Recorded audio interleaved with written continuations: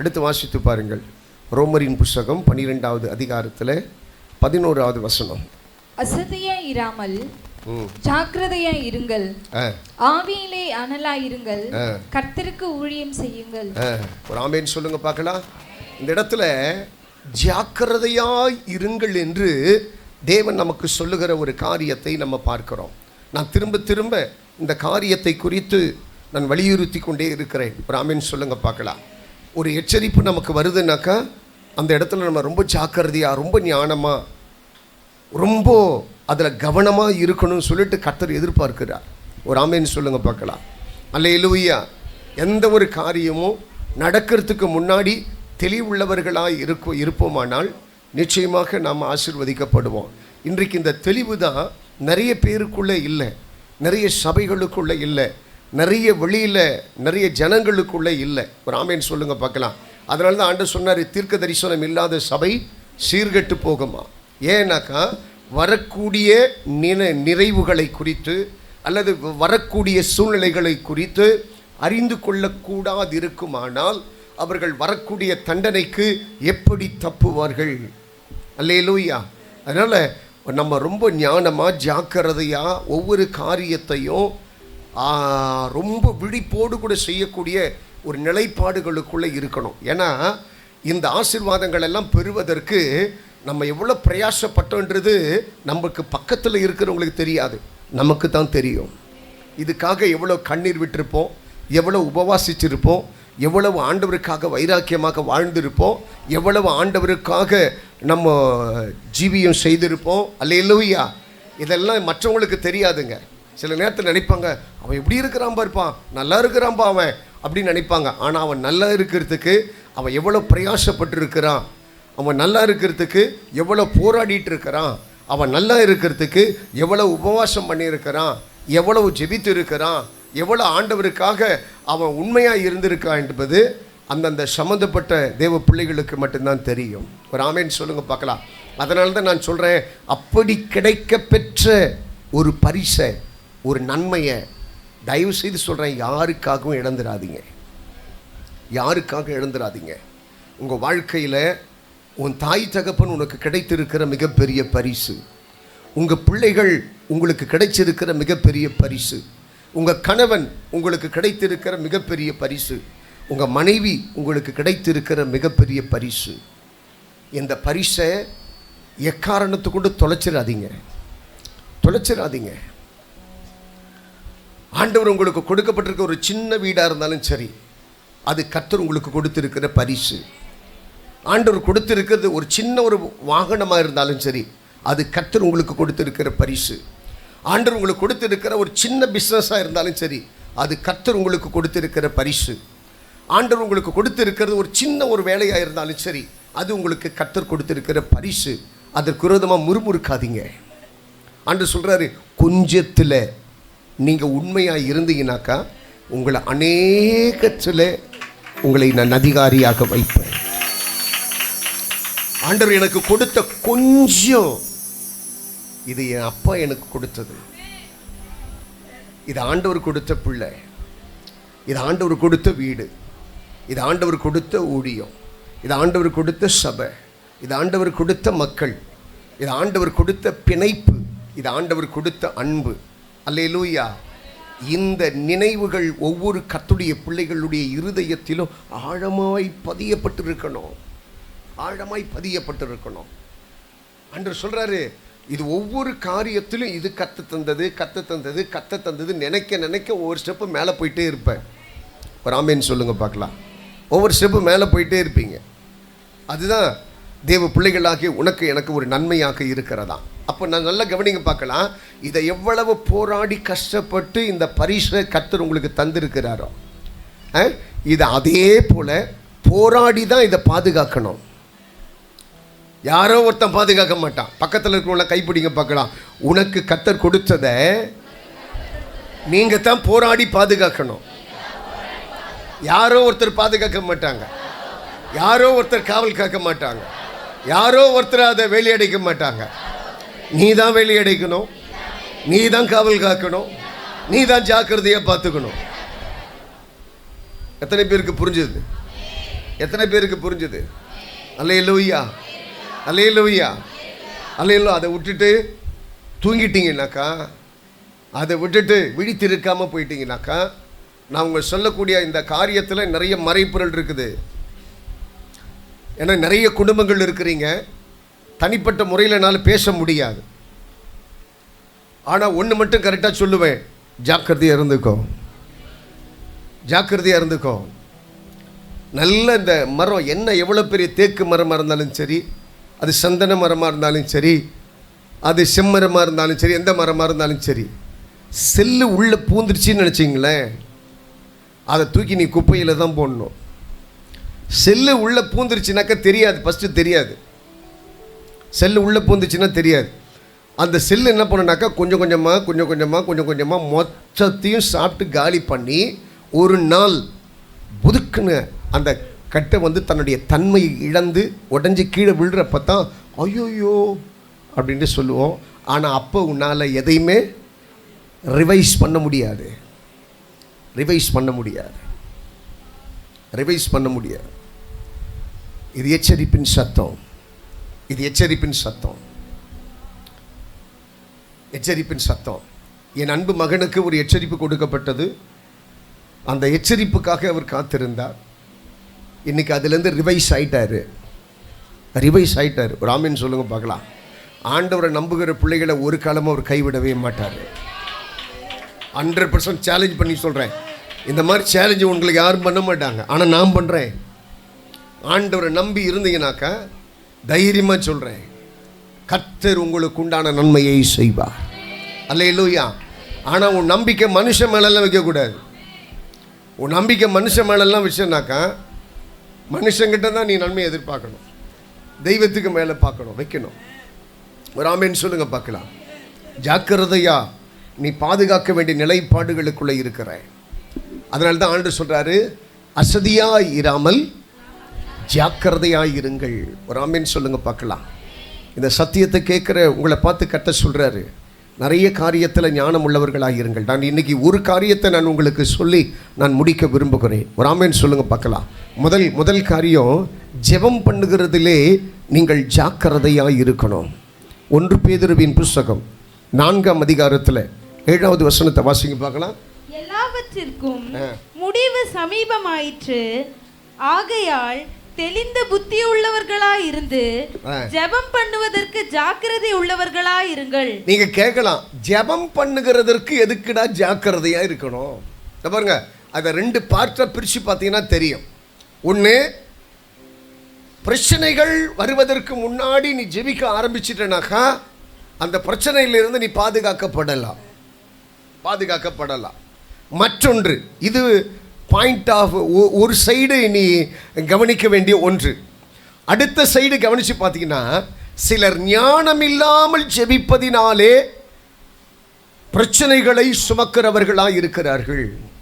ஒரு ஆமேன் சொல்லுங்க பார்க்கலாம். அல்லேலூயா. நிறைய வசனங்களை படிக்கிற போது எல்லாவற்றையும் ஆராய்ந்து அதற்கு ஏற்றாற் போல நம்ம என்ன பண்ணணுமா, வணைந்து கொள்ளும்படி ஆண்டவருடைய கருத்தில் விட்டு கொடுக்கணும். ஒரு ஆமேன் சொல்லுங்க பார்க்கலாம். உதாரணத்துக்கு ஒரு இடத்துல ஆண்டவர் சொல்றாரு, இந்த ஜாதி பிசாசை ஜெபத்தினாலும் உபவாசத்தினாலுமே அன்றி. அப்ப நல்லா கவனிங்க, எல்லா பேயும் ஒரே போல ஜெபத்தில் போவாது. எல்லா மந்திர கட்டுகளுக்காகவும் ஒரே போல ஜெபம் பண்ணா மாறாது. எல்லா மனுஷருக்காகவும் ஒரே போல ஜெபம் பண்ணவும் கூடாது. ஒரு ஆமீன் சொல்லுங்க பார்க்கலாம். ஜெபத்தில் நிறைய வித்தியாசங்கள் உண்டு. அல்லேலூயா. ஒரு ஒரு ஒரு ஒரு நிறைய பேர் கூடி இருக்கிற போது எப்படி ஜெபிக்கணும், தனிமையில் எப்படி ஜெபிக்கணும். அதாவது பாரு, எனக்கு பலம் இருப்பதற்காக நான் என்ன வேணாலும் செய்திட முடியாது. அந்த பிரயோகிக்க வேண்டிய ஒரு நிலைப்பாடுகள் இருக்கிற போது அதை பிரயோகிக்க கற்றுக்கொள்ள வேண்டும். ராமன் சொல்லுங்க பார்க்கலாம். உதாரணத்துக்கு ஒரு ஒரு ஒரு சாதாரண ஒரு அடிப்படை விசுவாசி, தன்னுடைய பார்வைக்கு தெரியுது, ஏதோ ஒரு பயம், ஒரு பிரச்சனை தெரியுது. உடனே அவன் என்ன பண்ணனா, ஆண்டவரே எனக்கு கிருபை தாங்கப்பான்ட்டு கேட்கலாம். இந்த பிரச்சனையை ஃபேஸ் பண்ணுறது எனக்கு கிருபை தாங்கப்பான்ட்டு சொல்லலாம். அந்த பேயை வந்துட்டு இயேசுவே நாமத்தினால் நான் உன்னை மிதிக்கிறேன், நான் உன்னை உடைக்கிறேன், நான் உன்னை குலைக்கிறேன் அப்படிலாம் சொல்லக்கூடாது. ஒரு ஆமேன்னு சொல்லுங்க பார்க்கலாம். அல்லேலூயா. அது போய் என்ன பண்ணணுன்னாக்கா இன்னும் ஒரு 10 வலிச்சிட்டு வரும், இன்னொரு 10 வலிச்சிட்டு வரும். அப்போ ஜெபிக்கிற தேவனுடைய பிள்ளைகள் எப்படி இருக்கணுமா? ஜாக்கிரதையா, ஞானமா, தெளிவாக இருக்கணுமா, தெளிவாக இருக்கணுமா. உன் ஜெபம் வந்துட்டு ரொம்ப அழகாக இருக்கணும். ஜெபத்தில் நிறைய காரியங்களை நம்ம பார்க்குறோம். உன் ஜெபம் கருத்தாக இருக்கணும், உன் ஜெபம் ஆழமானதாக இருக்கணும், உன் ஜெபம் தேவையில்லாமல் அளப்பாததாக இருக்கணும். சில பேர் என்ன பண்ணுவாங்கன்னாக்க ஜெபம் பண்ணுறதெல்லாம் பார்த்தீங்கன்னு வச்சுங்களேன், என் ஜெபத்தை மற்றவங்க வந்துட்டு ரொம்ப விமர்சிக்கணும், ரொம்ப அதை வந்துட்டு ரொம்பப்பா நான் மாதிரி ஜெபம் பண்ணுறாருப்பா அப்படின்ட்டு சொல்லணுன்றதுக்காக சில பேர் பார்த்தீங்கன்னாக்கா டைரக்ஷன்லாம் பண்ணுவாங்க. ஒரு ஆமீன் சொல்ல, ஆண்டவரே நீர் வானத்திலும் பூமியிலும் உனக்கு அங்கே இருந்து இங்கேயும், இங்கே இருந்து அங்கேயும் அப்படிலாம் இருக்கிறது என்றது எனக்கு தெரியும். அன்னைக்கு நான் அப்படி பண்ணுறப்போ நீங்கள் அப்படி இருந்தீங்க, இன்றைக்கி நான் இப்படி பண்ணுறப்போ இப்படி இருக்கிறீங்க, நாளைக்கு உங்களுக்கு அற்புதம் நடக்குன்றது எனக்கு தெரியும், அதனால தான் உங்ககிட்ட கேட்குறேன். அப்படிலாம் கிடையாதுங்க. ரொம்ப டீசெண்டாக கேளுங்க. ஆண்டவரே எனக்கு சக்கரை வேணும், ஆண்டவரே எனக்கு பணம் வேணும், என் தேவை சந்திக்கப்படணும், என் கடன் பிரச்சனை தீரணும், என் வியாதி மாறணும், என்னை சுற்றி போராடுற பொல்லாத ஆவி மாறணும். சிம்பிளாக சொல்லிவிட்டு சைலண்டாக இருங்க. ஒரு ஆமீன் சொல்லுங்கள் பார்க்கலாம். தேவையில்லாத வார்த்தைகளை அலப்புகிறதுக்கு முன்னாடி ஜாக்கிரதையாக இருக்கணுமா. அல்லேலூயா. பாருங்க, ஒருத்தன் யுத்தத்துக்கு போகிறான்னாக்கா நான் உங்களுக்கு இன்னும் தெளிவாக நான் சொல்கிறேன். இப்போ யுத்தத்திற்கு போகிறான்னு வச்சுக்கேன், அவன் கையில் கத்தி இருந்தால் போதுமா? அவன் கையில் ஒரு கத்தி அல்லது அவங்ககிட்ட ஒரு ஈட்டி இது இருந்தால் போதுமா? கையில் ஒரு கேடகம் இருக்கணும், மாரில் ஒரு கவசம் இருக்கணும். என் கையில் ஈட்டியும் என் கையில் பட்டயம் மட்டும் இருந்தால் பத்தாது. எதிரியினுடைய கையில் இருக்கிற பட்டயமோ எதிரினுடைய கையில் இருக்கிற ஈட்டியும் என்னை சேதப்படுத்த கூடாதபடிக்கு எனக்குள்ள ஒரு பாதுகாப்பு இருக்கணும். எத்தனை பேருக்கு புரிஞ்சவங்க மட்டும் ஒரு ஆமேன்னு சொல்லுங்க.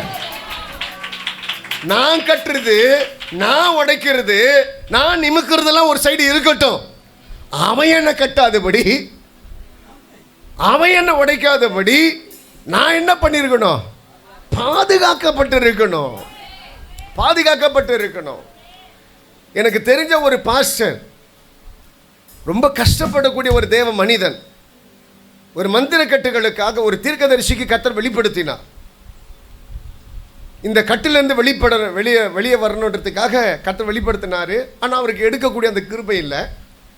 பாவம் இன்னொரு பாஸ்டரை போய் கூட்டின்னு விட்டார்.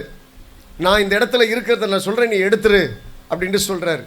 தீர்க்கதரிசி சொல்கிறார். இந்த பாஸ்டரும் அதுக்காக ரெடியாகி போயிட்டார். அவருடைய சர்ச்சை வந்து கொஞ்சம் கட்டாமல் இருந்தது. அந்த சர்ச்சை நான் கட்டி கொடுக்குறேன்ட்டு சொல்லியிருந்தாங்க. ஒரு ஆமீன் சொல்லுங்கள் பார்க்கலாம். அந்த மோகத்தில் போயிட்டார். அதை எடுக்க ஆரம்பிக்கிற போதே ஒரு கையும் ஒரு காலும் அவருக்கு விழுந்து போச்சு. ஒரு கையும் ஒரு காலும் விழுந்து போச்சு. கூட்டிகிட்டு போனவங்க யாரும் பக்கத்தில் வரல. இன்றைக்கும் அந்த நிலையில் தான் அவர் இருக்கிறார். ஒரு ஆமீன் சொல்லுங்கள் பார்க்கலாம். அவருடைய ஊழியம் இன்றைக்கு ஸ்தம்பித்து போச்சு. அவரை சுற்றி நிறைய பிரச்சனைகள். ஒரு ஆமீன் சொல்லுங்கள் பார்க்கலாம். அல்லேலூயா, அல்லேலூயா. நிறைய போராட்டம், இன்னைக்கு நிறைய காரியங்கள் கேள்விக்குறியாகவே போயிடுச்சு. ஒரு ஆமீன் சொல்லுங்கள் பார்க்கலாம். அல்லேலூயா. நீங்கள் மற்ற காரியத்தை செய்கிறதுக்கு முன்னாடி நாம் அதற்கு தகுதியானவர்களாய் நாம் நம்மை வளர்த்து கொண்டிருக்கிறோமா என்பதை பாருங்கள். ஒரு ஆமீன் சொல்லுங்கள் பார்க்கலாம். அல்லேலூயா, அல்லேலூயா. எப்பவுமே ரொம்ப ஜாக்கிரதையாக இருக்கணும். ஒருத்தருக்கு நம்ம உதவி செய்கிறது பெருசு இல்லைங்க, அந்த உதவி அவர்களுக்கு பாதகமாய் மாறிவிடக்கூடாது, பாதகமாய் மாறிவிடக்கூடாது. இந்த லைவை பார்த்துட்டு இருப்பாங்க. திருச்சி பகுதியில் நான் உங்ககிட்ட சொன்னேன், இந்த ஏஐயில் பிசாசுலாம் வருது பார்த்தீங்களா? ஏஐயில் பிசாசு பார்த்துருக்கீங்களா? இப்படிலாம் ஏறும் பார்த்துருக்கீங்களா இல்லையா? ஒன்று இருக்குன்னா இருக்குன்னுங்க, அல்லனா இல்லைன்னு சொல்லுங்கள். அல்லேலூயா. ஏன்னா நீங்கள்லாம் ஃபோன்லாம் பார்த்தது கிடையாது, ஃபோன்லாம் பார்த்தது கிடையாது. ஒரு ஆமீன் சொல்லுங்கள் பார்க்கலாம். செல்ஃபோனு உலகத்தையே கலக்குது, அதுல பல்லு போன கிழவி கூட சிரிக்குது. செல்போனு உலகத்தையே கலக்குது. அதுல பல்லு போன கிழவி கூட சிரிக்குது. போதும். பாட்டு பாடினா நமக்கு நேரத்தை கையில் பிடிக்க முடியாது. ஒரு ஆம்பேன் சொல்லுங்க பார்க்கலாம். அப்படி பல்லே இல்லாத கேள்வி கூட அதை பார்த்துட்டு அப்படி சிரிச்சிட்டு இருக்கோம். ஒரு ஆம்பேன் சொல்லுங்க பார்க்கலாம். அல்லேலூயா. அந்த செல்ஃபோனில் பார்த்தீங்கன்னாக்கா அந்த ஏஐயில் வந்து பிசாசு அப்படி ஏறுற மாதிரி, ஓடுற மாதிரி, கொட்டுற மாதிரியா, நடக்கிற மாதிரிலாம் பார்த்துருக்கோம். இந்த பிசாசை திருச்சியில் நேரடியாகவே நான் பார்த்தேன். ஒரு ஆம்பேன் சொல்லுங்க பார்க்கலாம்.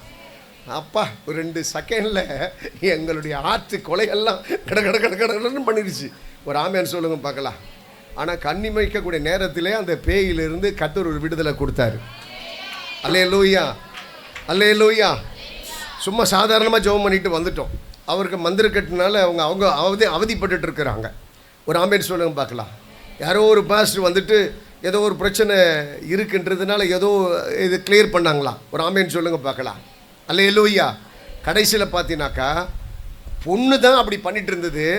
இப்போ பார்த்தீங்கன்னாக்கா அம்மாவும் அப்படியே பண்ணுது. அப்படி ஏறுது. ஒரு ஆம்பேன் சொல்லுங்க பார்க்கலாம்.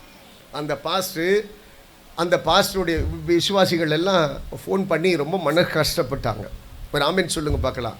அதுதான் நான் சொல்கிறேன். சாதகமாய் செய்யாக்கிட்டையும் பரவாயில்லை, பாதகமாக எதுவும் பண்ணிடாதீங்க. பாதகமாக எதுவும் பண்ணிடாதீங்க. ஒவ்வொரு இடத்துலையும் அந்த நடத்திப்புலாம் பார்த்தீங்கன்னா வித்தியாசமாக இருக்கும். சில இடங்களில் பார்த்தீங்கன்னாக்கா அந்த கட்ட ஆவிகளை எரிக்கிற போது ஒரு விதமான துர்மாற்றம் வரும். ஆண்டவர் சொல்லுவார், அந்த வாடைகளை கூட சிலர் வந்து முகரக்கூடாதுன்னுவார். ஒரு ஆம்பேன் சொல்லுங்க. நம்மளாம் சாதாரணமாக அதை எடுத்துப்போம். அல்லேலூயா. ஆனால் அதை முகரக்கூடிய அடுத்த 2-3 நிமிஷத்துலேயே எத்தனையோ பேர் சுயநிலவை இழந்திருக்கிறார்கள். அல்லேலூயா. அதனால் ரொம்ப ஜாக்கிரதை, ரொம்ப ஞானமாக நடக்க வேண்டியது அவசியமாக இருக்கிறது. ஒரு ஆமேன் சொல்லுங்க பார்க்கலாம். அல்லேலூயா. ஜெபிக்கிறதுல ரொம்ப ஞானமாக இருக்கணும். ஒரு ஆமேன் சொல்லுங்க பார்க்கலாம். அல்லேலூயா. இந்த ஆப்ரேஷன் பண்ணுறதுக்கு டாக்டருங்க கிட்ட கத்தி இருந்தாலும், என்னத்தான் அவங்க ப்ராக்டிக்கலான டாக்டராக இருந்தாலும் சரி, டாக்டர்கிட்ட நம்ம உங்கள் உடம்பை கொடுக்குறப்போ பயப்படாத மனுஷனே இருக்க மாட்டான். ஒரு ஆமேன் சொல்லுங்க பார்க்கலாம்.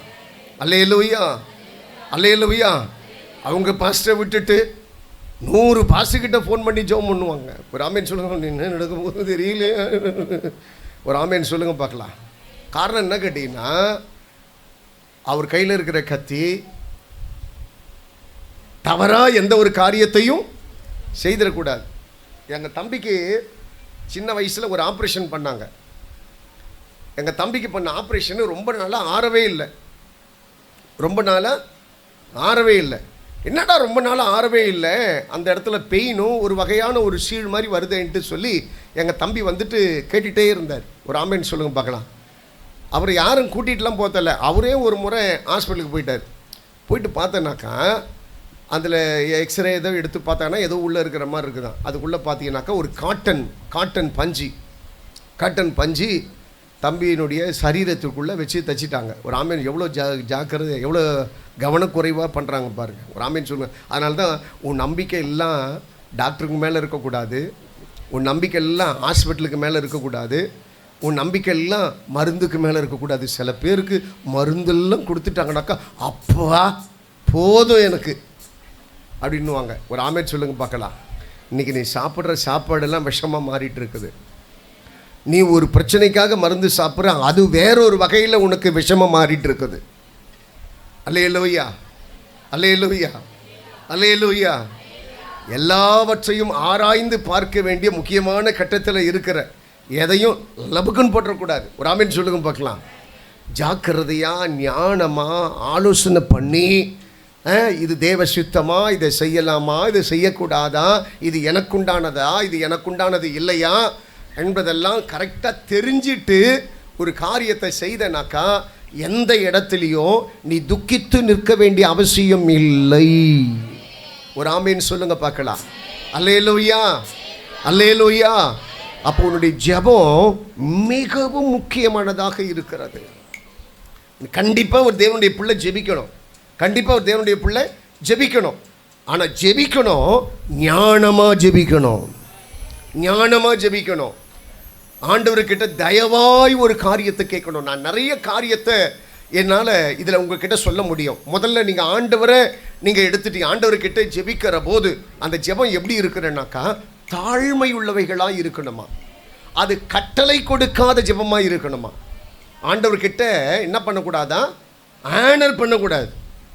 உன் ஜெபத்தில் ஆண்டவரே இதை கொடுப்பீங்களா கொடுக்க மாட்டீங்களா, இதை செய்வீங்களா செய்ய மாட்டீங்களா அப்படின்ட்டு கடவுள் என்ன பண்ணக்கூடாது, ஆர்டர் போடக்கூடாது. வசனம் சொல்லுது, நீ நினைக்கிறதற்கும் நீ வேண்டிக் கொள்ளுகிறதற்கும் முன்னமே உனக்கு இது தேவை என்பது கர்த்தருக்கு தெரியும். சில நேரத்தில் அது கிடைக்கலனாக்கா அது கர்த்தருடைய பார்வையில் பிரியம் இல்லை என்று சொல்லி அர்த்தம். அதனால தான் இன்னொரு வருஷம் சொல்லுது, கர்த்தர் உனக்கு எதை செய்தாலும் அது நன்மைக்காக மட்டும்தான் செய்வார். ஒருவேளை அது நடக்கலைனாக்கா அதில் ஏதோ தீமை இருக்குன்ட்டு அர்த்தம். எல்லாவற்றையும் நன்மையாக நாங்கள் எடுத்துக்கணுமா? ஒரு ஆமேன்னு சொல்லுங்கள் பார்க்கலாம். அப்போது நம்முடைய ஜெபம் ஆண்டவருக்கு முன்னாடி ரொம்ப ரஃப்பாக இருக்கக்கூடாதா. அல்லேலூயா. யாபேஸ் எப்படி ஜெபம் பண்ணுறான், தேவரீர் என்னை ஆசீர்வதித்து என் எல்லைகளை பெரிதாக்கி உமது கரம் என்னோடு கூட இருந்து தீங்கு என்னை துக்கப்படுத்தாதபடி அதற்கு என்னை விலக்கி காத்தருளும். இந்த ஜெபம் எப்படி இருக்கு பார்த்தீங்களா? அல்லேலூயா, அல்லேலூயா. கேட்கும்போதே அந்த அன்பு அதற்குள்ளே இருக்கக்கூடியதை நம்மளால் உணர முடியும். அன்பு இருக்கக்கூடியதை உணர முடியும். அதை தான் கர்த்தர் நம்மக்கிட்ட வந்து எதிர்பார்க்கிறார். ஒரு ஆமேன்னு சொல்லுங்கள் பார்க்குறான். அல்லேலூயா. ஆண்டோடைய நாமம் தேவனுடைய பிள்ளைகள் ஆகிய நமக்கு மத்தியிலே மகிமைப்படும்படியான நன்மையான காரியங்களை கர்த்தர் நமக்கு செய்ய விரும்புகிறாருங்க. ஒரு ஆமேன்னு சொல்லுங்கள் பார்க்கலாம். அல்லேலூயா. என்னுடைய ஜெபம் எவ்வளவுக்கு எவ்வளவு ஆண்டவர் விரும்பக்கூடியதாய் இருக்கிறதோ அவ்வளோக்கு அவ்வளோ அது ஆசீர்வாதமாக இருக்கும். என் ஜெபம் ஆண்டவருடைய பார்வையில் எரிச்சல் அடையக்கூடியதாக இருக்கக்கூடாதா. நான் ஏற்கனவே சொன்னேன், 2 பேர் ஜெபிக்க போனாங்க, 2 பேருடைய ஜெபம் கேட்கப்படலை, ஒருத்தருடைய ஜெபம் தான் கேட்கப்பட்டுச்சு. ஒரு ஆமேன்னு சொல்லுங்கள் பார்க்கலாம். அல்லேலூயா. அது மாதிரி ஜெபிக்கிற போது ஒவ்வொரு ஜெபத்திற்கும் அந்த கருத்துள்ள ஜெபமாக இருக்கணுமா. இப்போது ஒவ்வொரு ஜெபத்தையும் நீங்கள் அண்டர்ஸ்டாண்ட் பண்ணுங்களேன். நம்ம சர்ச்சில் நடக்கிற ஒவ்வொரு ஜெபத்துக்கும் அண்டர்ஸ்டாண்ட் பண்ணுங்களேன். அந்த ஒவ்வொரு ஜெபமும் பண்ணுற போது தேவையுள்ள வார்த்தை அப்போ அந்த ஸ்பாட்டுக்கு என்ன தேவையோ அதை மட்டும் ப்ரேயர் பண்ணி ஜெபம் பண்ணி முடிக்கணும். நடந்தது போனது வந்தது ஆரம்பிச்சது முடியறதுக்கு முன்னாடி இருக்கிறது இதெல்லாம் கொண்டு வந்து ஜெபத்தில் வைக்கக்கூடாது. அல்லேலூயா. இன்னும் ரட்சிக்கப்பட்டவர்களுக்கு அந்த ஜெபிக்கக்கூடிய கரெக்டாக ஜெபிக்கக்கூடிய அந்த மனநிலை நிறைய பேருக்கு தெரியல. ஒரு ஆமேன்னு சொல்லுங்கள் பார்க்கலாம். அல்லேலூயா, அல்லேலூயா. ஒன்று ஆண்டவரை ஆனர் பண்ணி கேட்கக்கூடாது, ஆண்டவர்கிட்ட அதிகாரம் பண்ணி கேட்கக்கூடாது. ஆண்டவர்கிட்ட என்ன பண்ணக்கூடாது, அதிகாரம் பண்ணி கேட்கக்கூடாது. ஆபிரகாம் சொல்கிறார், ஆண்டவரே உம்முடைய அடியனுக்கு இன்னும் ஒரு விஷயம் மாத்திரம் என்ன வேணும், உம்முடைய கண்களை இரக்கம் வேணும். அவன் கேட்குறான் பாருங்க, எப்படி கேட்குறான் பாருங்க. ஏங்க அவர் எவ்வளோ பெரியவர் பா. அவருக்கு முன்னாடி நம்ம பேசுகிறோன்னாக்கா, அதனால தான் ஆண்டு சொல்கிறார், கர்த்தருடைய சமூகத்தில் துணிகரமாக உன் ஜெபமாகவே இருந்தாலும் அது எப்படி இருக்கக்கூடாதான், துணிகரமானதாக இருக்கக்கூடாதான், துணிகரமானதாக இருக்கக்கூடாதான், அது எரிச்சல் ஊட்டக்கூடியதாக இருக்கக்கூடாதான். அந்த ஜெபம் ரொம்ப தாழ்மையாக இருக்கணும், ரொம்ப தாழ்மையாக இருக்கணும். அந்த ஜெபம் ரொம்ப சிம்பிளாக இருக்கணும். அல்லேலூயா, அல்லேலூயா. வசனத்தை ஜெபத்தில் வைக்கலாமா வைக்கக்கூடாதா? வசனத்தை வைக்கலாம். தேவையுள்ள வசனத்தை மட்டும் வைக்கணும், தேவையுள்ள வார்த்தையை மட்டும் வைக்கலாம். ஒரு ஆமேன் சொல்லுங்க பார்க்கலாம். ஆண்டவரே கேளுங்கள் கொடுக்கப்படும் என்று சொன்னீரே, என் தேவைக்காக நான் நிற்கிறேன், எனக்கு இதை தாங்க. ஒவ்வொரு பிரச்சனைகளுக்கு ஏற்றாற் போல வைக்கலாம். ஆண்டவர் பார்வையறியாத ஒரு குருடன் உம்முடைய சமூகத்தில் வந்தபோது அவனை புறம் தள்ளாமல் அவனை ஏற்றுக்கொண்டது போல என்னையும் நீர் ஏற்றுக்கொள்ளும், எனக்கும் பார்வை தாரும் அப்படின்ட்டு கேட்கலாம். தப்பு கிடையாது. இது ஆர்டர் அல்ல, இது இரக்கத்தை சுட்டி காட்டி ஜெபிப்பது. ஒரு ஆமேன் சொல்லுங்க பார்க்கலாம். அது மாதிரி தேவையில்லாமல் அளப்பவே கூடாது ஜெபத்தில். ஒரு ஆமேன் சொல்லுங்க பார்க்கலாம். எங்கே ஜெபிக்கிறதுக்கு நமக்கு சந்தர்ப்பம் கிடைச்சாலும், உதாரணத்துக்கு நான் இப்போ சொல்கிறேங்களுங்களேன், 2 பேர் ஜெபம் பண்ண சொல்கிறோம்.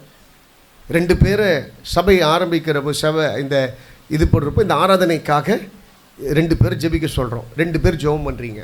என்ன ஜெபிக்கணும்? ஆண்டவரே இந்த ஆராதனையை ஆசீர்வதியும், வரவேண்டிய ஜனங்களை எல்லாம் துரிதமாய் கொண்டு வரோம், ஒருவர் கூட வெறுமையாய் போகக்கூடாது, எல்லாருக்கும் மேலே உம்முடைய கிருபை இருக்கணும், எல்லாரும் சமாதானமாக போகணும், செய்தி எங்களுக்கு ஆசீர்வதிச்சு தரணும். ஒரு ஆமேன்னு சொல்லுங்க பார்க்கலாம். எல்லாவற்றையும் அவியல் மாதிரி எல்லாத்தையும் சேர்த்துக்கக்கூடாது.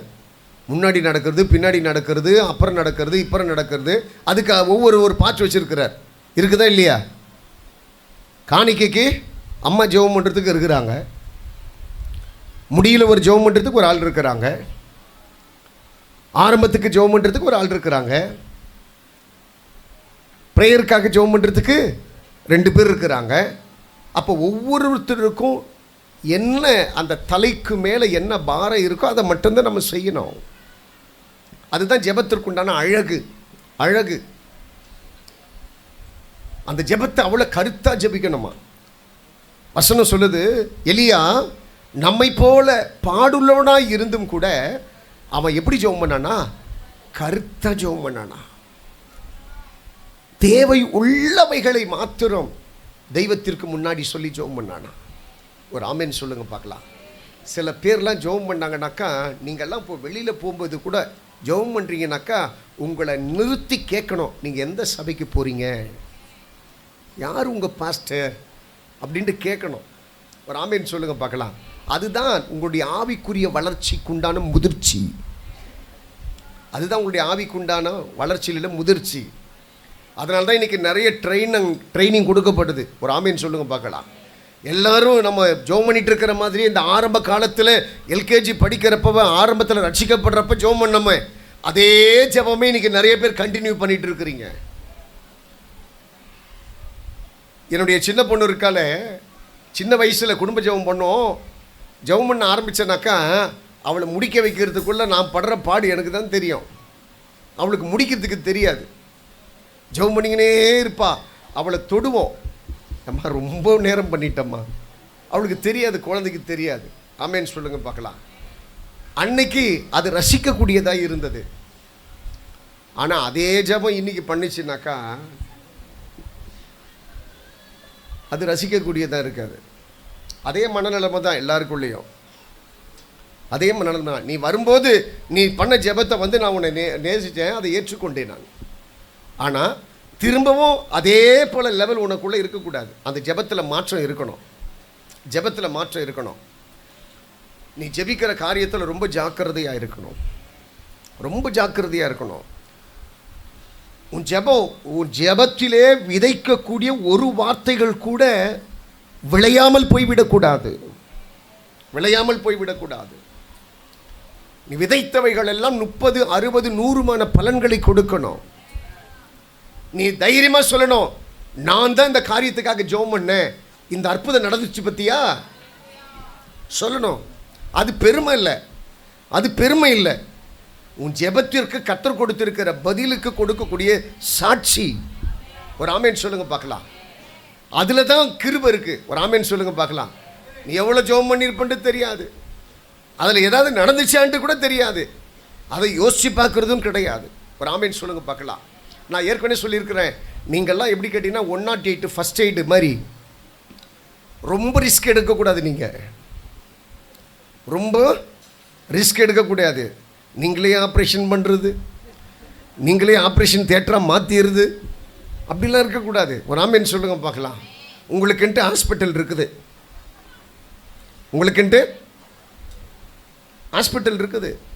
உங்களுக்குன்ட்டு ஒரு டாக்டர் இருக்கிறாரு. ஒரு ஆமேன் சொல்லுங்க பார்க்கலாம். எல்லா கேஸையும் நாங்கள் பார்த்துக்குறோம். ஒரு ஆமேன் சொல்லுங்க பார்க்கலாம். உங்கள் கடமை ஃபஸ்ட் எய்டு. அவங்கள முதல்ல தொடச்சி அவங்களுக்கு ஒரு ஆறுதல் சொல்லி உங்களுக்கு தெரிஞ்ச ஒரு சிம்பிளி ஒரு ப்ரேயர் பண்ணி அவங்கள கடவுளுக்குள்ளே கொண்டு வந்து என்டர் பண்ணி விடணும். ஒரு ஆமேன் சொல்லுங்க பார்க்கலாம். அதை நான் கட்டுகிறேன், அந்த வேரை நான் பிடுங்குகிறேன், அதை நான் உடைக்கிறேன்னு சொல்லிட்டு அடுத்த நாள் உன்னை தேடி நான் சுத்தக்கூடாது. என்னன்னாக்கா, நல்லா தான் இருந்தேன் பாஸ்டர், அந்த வீட்டுக்கு நான் ஜெபம் பண்ண போனேன் பாஸ்டர். இந்த சாட்சி 1-2 இல்லை, நிறைய சாட்சி நான் கேட்டிருக்கிறேன், நிறைய சாட்சியை நான் கேட்டுட்டேன். நீ ஃபஸ்ட்டு செடியா பக்கவா இருக்கணும், நீ பக்கவா இருக்கணும், அதிக பிரசங்கிகளாக இருக்கக்கூடாது. ஜெபிக்கிற எல்லா காரியத்திலும் நான் சொல்றேன், ரொம்ப ஜாக்கிரதையா இருக்கணும், ரொம்ப ஞானமா இருக்கணும். ஒவ்வொரு ஆவிகளையும் ஞானமாய் பகுத்தறிந்து அந்த ஆவிகளுக்கேற்ப உன் வரங்களை பயன்படுத்துவதற்கு நீ உன்னை விட்டு கொடுக்கணும். என்ன ஆவி ஒளிஞ்சிட்டு இருக்குது, அந்த ஆவியை எப்படி விரட்டலாம், அந்த ஆவியை என்ன சொல்லி ஜெபம் பண்ண போவோம், இது எந்த ஜெபத்திற்கு பயப்படும் என்பதெல்லாம் பகுத்தறியணுமா, பகுத்தறியணும். சும்மா போனா அது போயிடுற ஆவி கிடையாது. ஒரு ஆமேன்னு சொல்லுங்க பார்க்கலாம். அது உன்னையும் தெரியும், உன்னை படைச்ச உன் தெய்வத்தையும் தெரியும்னு சொல்லும். ஒரு ஆமேன்னு சொல்லுங்க பார்க்கலாம். அல்லேலூயா. அது உண்மையாகவே தெரியுமா தெரியாதா? 100% தெரியும். அதனால் ஜாக்கிரதையாக இருக்க வேண்டியது நம்முடைய கடமை. ஒரு ஆமேன்னு சொல்லுங்க பார்க்கலாம். எதுக்கும் பயப்படக்கூடாதுன்றது உண்மைதான். ஆனால் எல்லாவற்றிற்காக ஜெபிக்கிற போது ஞானமுள்ளவர்களாக இருக்கணும், ஜாக்கிரதையாக இருக்கணும், ஜாக்கிரதையாக இருக்கணும். ஆண்டவர்கிட்ட பண்போடு கூட ஜெபிக்கிறவர்களாக இருக்கணும். ஒரு காரியத்தை கர்த்தர் வெளிப்படுத்திட்டாருனாக்கா உடனே அதற்காக விழித்திருந்து ஜெபிக்கணும். ஒரு ஆமேன்னு சொல்லுங்க பார்க்கலாம். அல்லது ஒரு ஜெப குறிப்பும் காதில் கேட்கப்பட்டதுனாக்கா அது ஜெபம் பண்ணி முடிக்கிற வரையிலும் அந்த இது உனக்குள்ளே இருந்துகிட்டே இருக்கும், அந்த உணர்வுகள் உனக்குள்ளே இருந்துகிட்டே இருக்கும். எத்தனை பேர் ஆமேன்னு சொல்லுவீங்க? அப்போ ஜெபிக்கிற தேவனுடைய பிள்ளைகள் ஜாக்கிரதையாக இருக்கணுமா. உன் ஜெபம் எந்த நேரத்தில் எப்படி ஜெபம் பண்ணணும், அந்த ஜெபம் எப்படி இருக்கணும் என்பதையெல்லாம் நீ உணரக்கூடிய ஒரு தேவ பிள்ளையாக இருக்கணும். ஒரு ஆமேன்னு சொல்லுங்க பார்க்கலாம். கர்த்தர் உங்களோடு கூட இருந்து உங்களை ஆசீர்வதிப்பார். நான் அடுத்த ஒரு 3 காரியத்தை நான் அடுத்த வாரம் உங்களுக்கு சொல்கிறேன். கர்த்தர் உங்களை ஆசீர்வதிக்கட்டும். எல்லாம் அப்படி கண்ணை மூடுங்க பார்க்கலாம், எல்லாம் அப்படி கண்ணை மூடுங்க பார்க்கலாம். தகப்பனே, பரிசுத்த ஆவியானவரே,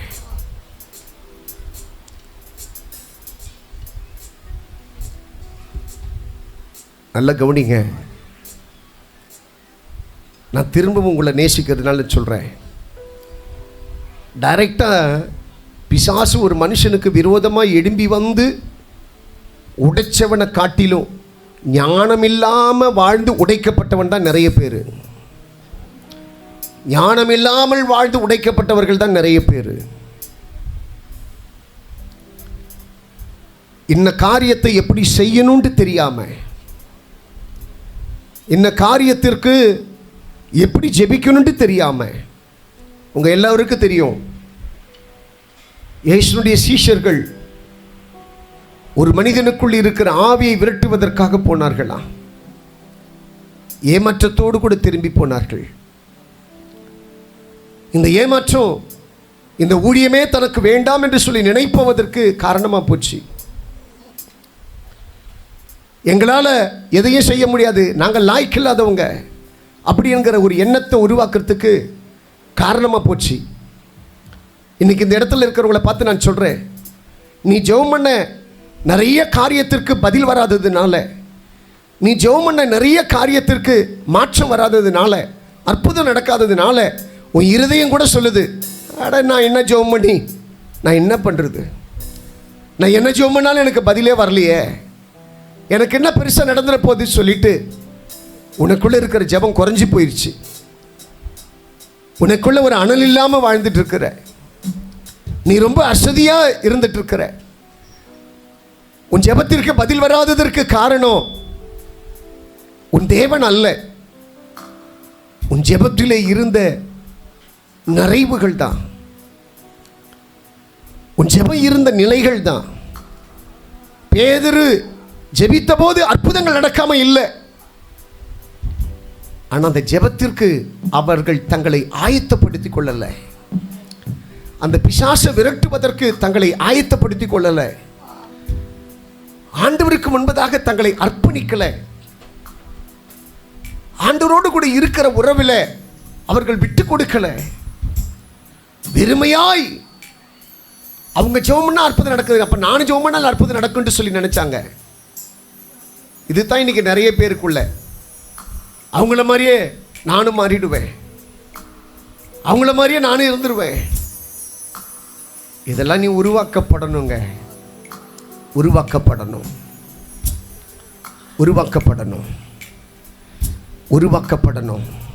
நான் ஒவ்வொருத்தருடைய இந்த இடத்துல இருக்கிறவங்களுக்கு நல்லா தெரியும். நான் ஒரு வீட்டுக்கு இன்றைக்கி ஜெபிக்க வரேன்னாக்கா பல முறை ஆலோசனை பண்ணிட்டு அந்த குடும்பத்தை குறித்துண்டான சரியான ஒரு திட்டம், ஜெபிக்க வேண்டிய முறை சரியாக தெரிந்தால்தான். எத்தனையோ வீட்டுக்கு போயிட்டு நான் சும்மா வந்துட்டு இருக்கேன், ஜெபிக்காமல் சும்மா வந்துருக்கிறேன். ஆண்டவர் சொன்னார், இது இப்படி ஜெபிக்கக்கூடாது, இதுக்காக நீ ஒரு 3 நாள் உபவாசிக்கணும், இந்த ஜெபத்தை இவங்க இல்லாமல் ஜெபிக்கக்கூடாது, இந்த ஜெபத்தில் இன்னார் இருக்கணும், இந்த ஜெபத்தில் இவங்க இருக்கக்கூடாது. இதெல்லாம் இப்போ உங்களுக்கு நான் சொல்றதுக்கு காரணம், அந்த ஜெபத்தில் இருக்கக்கூடிய அந்த உணர்வுகள். அப்படி ஜெபம் பண்ணா தான் மாற்றத்தை நம்மளால் எதிர்பார்க்க முடியும். அந்த உணர்வுகளை நாம் தெரிந்து கொள்ளக்கூடியவர்களாக இருக்கணும். ஒருவேளை உனக்கு அப்படிப்பட்ட உணர்வு இல்லைன்னாக்கா, உனக்கு ஒரு ஊழியக்காரங்களை கொடுத்துருக்கிறாரு, அவங்கக்கிட்ட பேசு, மனம் விட்டு பேசு. பாஸ்டர், இந்த பிரச்சனைக்காக நான் எப்படி ஜெபிப்பது, இந்த பிசாசன் எப்படி விரட்டுவது, இந்த யுத்தத்தில் நான் எப்படி ஜெயிப்பது, இந்த காரியத்தில் நான் அடுத்தது எப்படி போகிறது, எனக்கு புரியலை, என் ஜெபம் வீணாய் போய்விடக்கூடாது. எத்தனை பேர் ஆமென் சொல்லுவீங்க? தகப்பனே, உம்முடைய கருத்தில் எங்களை தருகிறோம்ப்பா. என் அன்பு பிள்ளைகளை உம்முடைய கருத்தை நான் தருகிறேன். உம்முடைய பிள்ளைகளுக்கு மேலே உம்முடைய கிருபை இருக்கட்டும். அவர்கள் ஜெபிக்கிற பிள்ளைகள் தான், ஆனால் ஜாக்கிரதையாய் ஜெபிப்பதற்கு உங்கள் பிள்ளைகளுக்கு கர்த்தர் கிருபை தாங்கப்பா. ஒருவேளை பேதுருவை போல, சில சீஷர்களைப் போல அவர்கள் சாதாரணமாய் இயேசு ஜெபிக்கிறப்போ அற்புதம் நடக்குது, நாங்கள் ஜெபிக்கிறப்போ ஏன் நடக்கக்கூடாது? நடக்கணும். ஆனால் அதே போல தங்களை அவர்கள் தயார்படுத்தி கொள்ளணும். இதை பேதுரு உணர்ந்து மேல் வீட்டறையில் காத்திருக்கிறான். அபிஷேகம், நுகத்தடியை முறிக்கிற அபிஷேகம் அவனுக்குள்ள இறங்குது. அதற்கு பிறகு அவனை கொண்டு கர்த்தர் பெரிய காரியங்களை கர்த்தர் செய்ய ஆரம்பிக்கிறார். யாருக்கு தெரியும்? இந்த இடத்துல இருக்கிறவர் உங்களை கொண்டு செத்து போனவங்களை கர்த்தர் உயிரோடு கூட எழுப்ப முடியும். யாருக்கு தெரியும்? இந்த இடத்துல இருக்கிற உங்களை கொண்டு கேன்சர் பேஷண்ட்டுகளை கர்த்தர் சுகமாக்க முடியும், கிட்னி பேஷண்ட்டுகளை சுகப்படுத்த முடியும், மரண பிடியில இருக்கிறவங்களை சுகப்படுத்த முடியும், பிசாசுடைய கட்டுகளில் இருக்கிறவங்களை சுகப்படுத்த முடியும், கடன் பிரச்சனைகளை சுகப்படுத்த முடியும், அசுத்த ஆவிகளுக்குள்ள இருந்து சுகப்படுத்த முடியும். உருவாக்கி கொள்ளுங்க, உங்களை உருவாக்கி கொள்ளுங்க, உங்களை தேறினவர்களாய் மாற்றிக்கொள்ளுங்க. அதனால தான் சொல்ல, எப்போ ஜெபிக்க உட்கார்ந்தாலும் உன் லிஸ்ட் போட்டு கேட்காத. உன் ஜெபத்தை தேவன் தள்ளாதபடி ஆண்டுடைய கரத்தில் முதல்ல சரண்டர் பண்ணி ஒப்புக்கொடு. அது எவ்வளவு அர்ஜென்டான ஜெபமாக இருந்தாலும் சரி, முழங்கால் இட்ட உடனே உன் கோரிக்கைகளை வைக்காத. ஆண்டவர்கிட்ட சொல்லு, இந்த பாவியாகிய மனுஷனுக்கு மேலே நீ கிருபை உள்ளவராய் இருங்கப்பா. என் குற்றம் இந்த ஜெபத்திற்கு ஒரு தடையாய் மாறிடக்கூடாதுப்பா. என் பாவம் இந்த ஜெபத்திற்கு ஒரு தடையாய் மாறிடக்கூடாதுப்பா. என் மன்னித்து என் ஜெபத்தை நீங்கள் ஏற்றுக்கொள்ளுங்கப்பா. அப்படி சொல்லி ஜெபம் பண்ணி பாருங்க. உன் ஜெபம் கர்த்தருடைய பார்வைக்கு பிரியமாக இருக்குமா? நிறைய நேரத்தில் நம்மக்கிட்ட இருக்கிற குற்றங்களை எல்லாம் நம்ம மறந்துட்டு, நம்மக்கிட்ட இருக்கிற பிரச்சனைகளை எல்லாம் மறந்துட்டு, பல லென்த்தில் நம்முடைய தேவைகளை கடவுள்கிட்ட சொல்கிறோம். அந்த லென்த் அவர் புறக்கணிக்கலை, ஆனால் உன் குற்றம் உன்னை அவர் கூட சேர விடாமல் புறக்கணிக்கிறது. ஜாக்கிரதை, ஜாக்கிரதை.